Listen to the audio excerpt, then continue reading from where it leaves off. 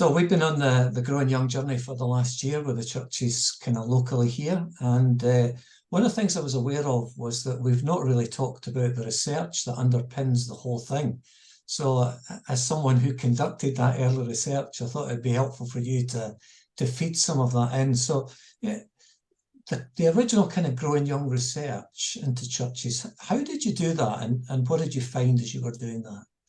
Yeah, I am happy to frame that. So very good to be with you, Graham, and all the churches and leaders who are engaged in this work. But yeah, I was part of leading the research through Fuller Seminary and the Fuller Youth Institute. And my name is Jake Mulder. I don't know how this will have been introduced. So there you go. But yeah, let me share a few slides briefly. Graham, can you see that one okay? Yep, that's fine. All right. So yes, the focus on growing young, the grounding question that got us started was asking kind of where's the church headed and what does the future of the church look like? And we hold a core conviction, the way that Jesus talks about this in John 10, verse 10, when Jesus says, I've come that they may have life and have it to the full. We believe that the life that God invites us into, again, it's that full and abundant life. It's the life that's truly life. We believe there are things that God desires for us that unfortunately many young people, not just young people, all generations, but especially many young people are not experiencing today. And when we looked at, again, we're originally focused on a US-based context for our research, we were looking at a lot of bad news about the church. So one of those statistics in the US that we're looking at is that about half of the young people who grow up in our churches end up drifting from the faith after they get out of high school. Now, I know you all have some similar and your own statistics that you can talk about for where the church is headed. But we were looking at that and we saw all of the bad news coming about. And we decided to ask the question, well, what if the bad news is not the full story? What if the Holy Spirit is still active? What if God is still working in churches? What if the church isn't going away? What if we're in the midst of some sort of shift or transition? So your question, Graham, we identified 250 congregations. I'm going to give some numbers here. Hopefully everybody's had some coffee. 250 churches were nominated for our study. They were nominated because they had a high percentage of teenagers and young adults in the congregation. We worked through denominations and networks to get those churches identified. And then we studied 250 of those churches through surveys. So surveys were the first stage. We then narrowed to 40 of the most effective congregations and we did interviews. So you'll see here 1,300 interviews. We conducted these interviews across those 40 congregations. We were talking to pastors. We were talking to teenagers and young adults and parents and volunteers and lay leaders. We then narrowed that pool of churches from about 40 down to 12, and we visited those 12 churches and spent time in person trying to figure out what is it that makes these churches so effective. Collectively, our team spent about 10,000 hours of research time on the project. Those interviews generated 10,000 pages of interview transcripts. So we had a team that was analyzing all the pages of those transcripts. And we really want to emphasize that this was a diverse set of churches. Now, again, it was US based for the original research. We've worked with lots of other churches outside the US since then. But these were small churches. So we had churches that consisted of 50, 60 people. We had very large churches. We had churches all across the US of multiple theological traditions and backgrounds, and racially and ethnically, these were diverse churches. So about half of the churches were not predominantly white. We're trying to break the stereotype of, say, a US mega church that's in the suburbs that has a very big budget. That was not the primary type of church we were studying. Last thing I'll say, the way we describe a growing young church now, if many churches are shrinking and aging, they're getting smaller and the average age is getting older. That's not what's happening in these churches. These churches are growing when it comes to involving and retaining young people. So that's the young part. They have a high percentage of young people. We are defining young people as ages 15 to 29 for our research. That's for us, the early end of high school through kind of the latter side of emerging adulthood. I'm aware that in some congregations, a younger person might be anyone under age 60. So younger is the goal. You can define young in your context, but for us, younger was 15 to 29. But the other part of this definition is growing. One of our key takeaways from the study is if you will engage young people well, if you'll focus on being the intergenerational body of Christ, where we need younger and older and everybody in between, that begins to bring vitality to the overall church. Having young people in the life of the church is not just good for young people. We think that it's actually good for the overall church. So, Graham, does that begin to answer your question about the research? Yes, I think it is. Yeah, it's really helpful. And I mean, I like the fact that because you've worked with us in Scotland, that sense of younger may mean something different in our context. Absolutely. And yet the research kind of feeds into that. So what did you find? I mean, you've come out with key things that you saw in those churches, is that right? Yep, absolutely. And I'll highlight two churches briefly to share that example. So this first one is called St. John the Evangelist. It's a Roman Catholic congregation in the United States. This was a church founded in the 1870s, which when we tell people in the US that, they say, wow, that is an old church. I think one of the churches that I spoke with in Scotland told me they were founded in maybe the 5th or 6th century. So we have a little different understanding of history here, but founded in the 1870s. This church had rich history for about 100 years. However, in the 1970s, what began to happen in the US was a lot of people were moving out of the downtown urban centers and into the suburbs. This church fell victim to that because people used to live by this church, but they were moving into the suburbs.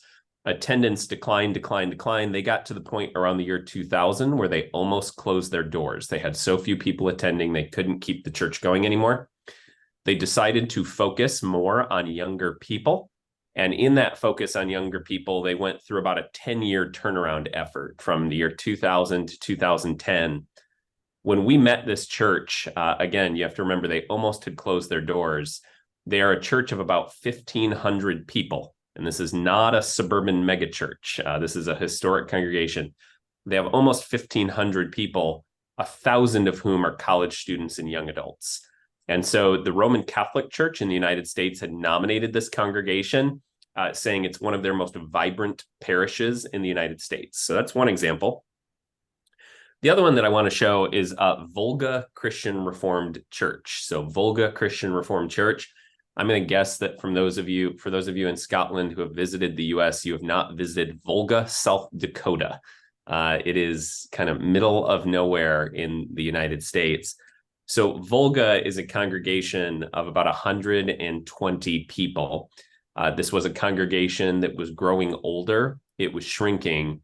And they went through a whole set of activities where normally the teenagers and young adults and children in the church were separated from everyone else. They had their own activities. They worshiped separately. The teenagers were over there, and adult church and adult life happened over here. And I don't have time to tell you all the details of this story, but they just went through a beautiful and amazing intergenerational sort of renewal. And you had 10-year-olds and 12-year-olds saying, I feel like I have 30 sets of grandparents in this church. And you really had younger people who began to love the church, and it's thriving years later. Now, what we point to, and I'll cover this quickly, the key takeaway in both of those stories, we want to say they didn't follow all of the hype or some of the myths that you might think we have to follow to get younger people to engage. They didn't have a laser light show and smoke machine. They didn't change all of the worship overnight. They didn't, one of our assumptions is having like a pastor who wears skinny jeans. That was not part of the renewal effort. We found that there are 6 areas of the church culture that matter most. In the upper right-hand corner, keychain leadership. So the idea is they entrusted and empowered all people, especially young people, to take on leadership in the church. They empathized with young people. That means that the churches knew how to step into their shoes to understand where they're coming from. These churches took Jesus's message seriously. It wasn't that they offered people all of these other things first, and then maybe some Jesus in the background. Jesus was really the main thing that the church was about. They had a warm sense of community or warm relationships. We heard from so many young people in our study, I want to be part of a church where I'm known, where I belong, where people love me, where it feels like a family. They prioritized young people everywhere. Now, I talked about that church that started by having the young people over there and older generations over here. that's prioritizing young people, but it's prioritizing them over there, not across the life of the church. So these churches began to prioritize across the life of the church. And then these churches also knew how to be good neighbors in their community, following the example of Jesus. Two last takeaways I'll mention briefly here, Graham. This emerges out of great research, and we think it's worth paying attention to because the research. We think it's more worth paying attention to because it just reflects good scripture. So when you look at Acts chapter 2, the early church, we think you see many of these same principles happening in practice. If you're not sure, go ahead and read Acts 2 with the early church, and then you can look at the research, and we think there are some themes there.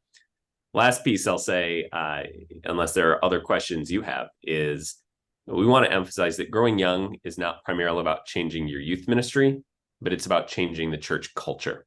And so often we see churches that say, we'd love to have more young people. How can we have a better youth ministry? How can we have a better children's ministry? What could we do better with young adults? And we often think that, yeah, we need to be considering those areas, but this isn't about them over there. It's about us and us together. And there may be ways that we actually need to take steps to change our church's culture. So does that give you an idea of the big picture? Yes, it does. It does. That's really helpful. I mean, I think I love the way you've drawn that in at the end and said, this is scriptural. You kind of look at it and you find patterns that we find in scripture, and it is about recovering that in a sense. But the research kind of helps us to do that because it highlights areas perhaps that have been weaknesses in the past and need tackled. And how have you found that? You've then kind of taken that and said this research is not just to sit on a shelf, but it's actually to help inform churches as they help to develop their ministries. And you've formed cohorts over a number of years. What kind of impact have you seen that have on the churches that have worked? As you said, it was not just to sit on the shelf at some point. We really wanted this to make a difference in the church. So we have had 1,000 churches in the last decade go through a cohort, and the cohort is a year-long training initiative. A portion of those churches are in the U.S., a number are outside the U.S., and we're thrilled to have had several Church of Scotland churches go through that. I think that if these ideas were only about new programs or some quick tips or things you could implement overnight, we wouldn't need the year-long cohort. But I think the reality is we see this is often about it changing church culture. So if you take the idea of, say, we need to be more empathetic towards the younger generation. One of the stereotypes around youth ministry in the United States is, if you want to get a group of young people together, just throw a really good pizza party. Like that was 20, 30 years ago. If you threw a good pizza party, you could get young people to come. No. Helping your overall church develop a sense of empathy and understanding to step into the shoes of younger people is a very different process than throwing a pizza party. The idea of having a warm sense of community will often work with an established church who says, absolutely, we have a warm sense of community. But what that means is for people who are 70 and 80 years old and above, they have a very warm sense of community, which can mean if you're not part of that age group or belong in that group, if you're in your teenage years or 20s or 30s, it does not feel like a warm sense of community. So to move forward in that area, it takes careful reflection and understanding of who you are and where you're coming from. It takes great intentionality, not just on one Sunday, but over time to say, how do we become the sort of people who can do this? So yeah, we have seen in Church of Scotland churches and others, really, really significant progress. I think one of my favorite examples, with this Church of Scotland churches who have finished this cohort a little bit ago, as part of my doctoral research, we have looped back to and interviewed several of these churches 1, 2, 3 years out of the cohort nest. What are some of the changes that have made the biggest difference? And you start to see how these things work together, because one of the churches that we talked to said, as a result of this work and this reflection, they realized they don't have many young people in their church currently. And they realized, well, where are our young people on a Sunday morning and afternoon? And they realized they're out in the community. They're involved doing different things. And so one of these churches, this idea of being good neighbors, they thought, well, what would it look like for us to be good neighbors? And they realized there's a variety of community activities that happen in their town. on a Sunday morning. Well, I believe it's one Sunday per month. The church has begun to volunteer and host some of the community activities that are taking place on a Sunday morning or afternoon. Now that requires, and this is a mindset shift, they have a few people at least once a month who are not at worship on Sunday morning because they're out volunteering and helping in the community. But they said the effect of this is that the town has begun to get to know the church and gotten to know the church is present and helping in these community activities. And it's helped to build their reputation. And they have had some people who have come to visit and become part of the church as a result. That is not work that happens overnight. You can't just go to a conference, get an inspiring idea, read a book, implement it, and it's done.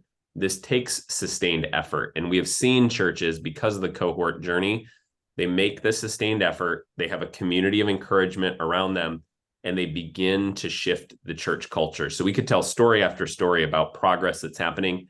We want to be very careful. We know that there are some US-based books that come out that say we have all the answers, it'll solve it for you overnight. That is not what this book and process is about. It's about that long obedience in the same direction. It's about that ongoing journey. So that would be my response, Graham. Yeah. I mean, I think one of the things I like about the circles that you've drawn together is that outside circle of saying your context is everything. And I really appreciated during the first cohort in Scotland that you took time to listen to what we were saying about what, right. What's it like here, and what does Growing Young have to say into this context, and how do you shape it? Yeah. And that's important. And the other thing was for us, we reckon it takes 2 years to begin that progress rather than just that process rather than just one. Right. I know we were speaking about Australia having done the same kind of thing. They're probably a year ahead of us. Is that kind of right? Yeah, they are. And one of the pieces that we're so pleased to hear is several of the churches in Australia had started the Growing Young cohort before the pandemic. And one of the things that they shared with us is they found during the COVID-19 pandemic, the churches that were responding the best and adapting and figuring out what to do differently during COVID were most of the churches that had been involved in the Growing Young cohort. And the reason is they were empowering younger people. They had developed the skills and the muscles to respond to their world, which we would say is just part and parcel of the book. The book is not only about how to get better with young people. It's about how to be the sort of church that can respond and thrive into the future. Yeah. So the group we're working with just now, Jake, are just coming to the end of year one. We're 1 month out from the end of year one, and we're going to go into a second year with them.